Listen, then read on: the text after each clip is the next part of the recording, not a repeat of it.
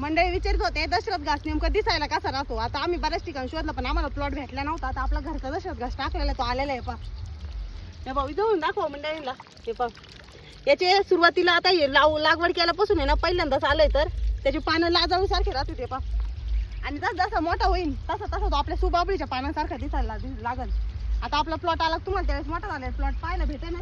पहिली कापणी जरा नादानच येणार त्याची, नंतरच्या कापण्या व्यवस्थित येतात त्याच्यात. हे पहा इकडे आपण टाकलेला होता असं राळून आणि इकडे टॉबलेला होता. टॉबलेला लय भारी आलाय खरं. टॉबायलाच पाहिजे बरं का पण टाइम लय जातो टॉबायला. हे पहा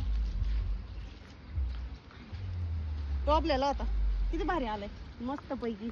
महिन्याभरात येईन खायला. हा येईन आता येईन म्हणजे वातावरणावर अवलंबून आहे. आता असं कडक ऊन पडलंय का बास. मी तर म्हणलं लाईट जर नाही टिकली तर मकर वावर पाणी घेतय. निम्मी सरी जर भरली लाईट जर गेली तर परत त्या सरीला पाणी जाऊ सर परत लाईट जाईल. पण काय नाही झालं भरून आज भरणं सगळं. चला मी येते मोटर बंद करून वाफा भरला असेल मग